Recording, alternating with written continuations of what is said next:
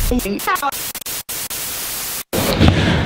Row MMA here at BAMMA 14 with the winner of the main event by brutal left upper hook, Paul Daley. You know, how pleased are you with the performance you put on in this fight? Because this guy was a dangerous opponent. Yeah, he was dangerous. You know, I felt a few of his punches, so I'm not going to say I'm not going to badmouth him. You know, every opponent that I fight is tough now. You know, I've had like nearly 50 fights. You're not going to get guys willing to fight me if they're not of a high enough standard. So I'm always fighting tough guys.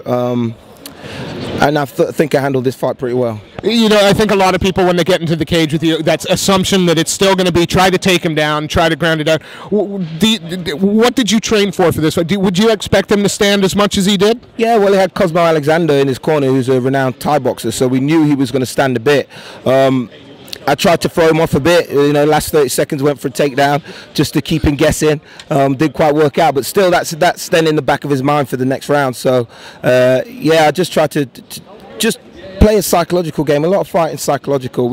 I could see, you know, after I landed an overhand right, it was shaking, the jabs. I could see everything taking its toll, and I knew it was going to eventually end badly for him.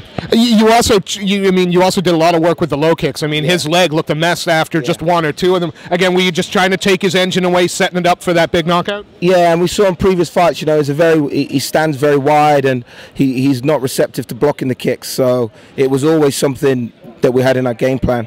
You know, before every fight, I sort of like write a battle plan. If you go to my hotel room, you'll see now on an A4 sheet of paper, there's a list of bullet points of stuff to do, and one of them was jab, one was jab to the body, one was to keep moving and keep circling, and one was low kicks. And, you know, it's kind of like affirmations. I repeat these all week. I'm looking at them there in my room, and it played out.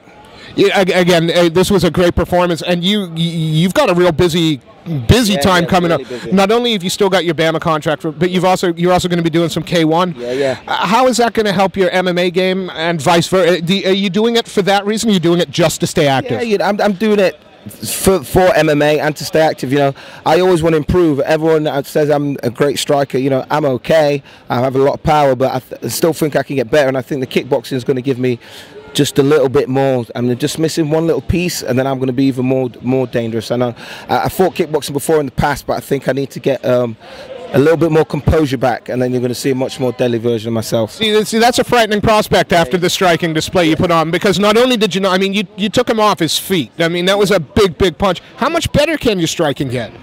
We're going to see. We're going to see after these kickboxing fights are done. We're going to see how good it can get. Now, and again, BAMMA's staying busy next year. There's rumors of at least 6 events. We've got London in February. When can we expect Paul Daley to get back into the BAMMA cage? Either on the February show or May, but like I said, I'm fixed for kickboxing in February. I've already signed that contract, so if BAMMA are happy for me to do the kickboxing and jump on the February card, then I'll do that. If not, then it will be the May card. I couldn't call myself even a fake MMA journalist if I didn't ask. Come on, no fighter really wants to go out and badmouth or call people out, but quite frankly, who do you want next? Where can you go within the UK? Do you keep needing those international guys to come in? I would like to keep fighting international guys. You know, I think that there's a lot of young UK talent, but they're still young. You know, I've had 50 fights. You know, I'm not saying I'm above them, I'm better than them, but I'm on a slightly different path to those guys. So I'm going to keep looking for the international fights. And again, before we let you go, you know, old teammate of your Judo Jimmy's just put in a great performance. Obviously, there are people that think there's some unfinished business with him and Eddie Ellis. You said you're never going to fight a teammate. Are you happy to sort of step back and let Jimmy get that rematch? I've like I say, I've got a busy year. I've got February, March, April kickboxing. So I'm happy if I don't fight on the February card, I'm happy for Jimmy to get his second shot. Like I said, I personally think he's going to win. But if he doesn't, then I'll take the shot. But if he does win, like I say, which I think he will, I'll just fight international guys and just wait for my opportunity. You know, I'm in no rush. I'm comfortable with my BAMMA contract. I'm comfortable with the kickboxing contracts you have. You know, like I say, I have my gym to run. I'm a comfortable place in my life, so I'll just sit back. Well, I appreciate the fact you've come to see us just a few minutes after, you know, your 2-round war. Before we let you go, there's anyone you want to give a shout out to? Anybody you'd like to thank?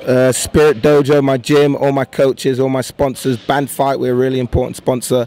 Everybody that comes to support me. Yeah. Paul, a pleasure to watch you work. I'm only doing thank one you. more interview, guys.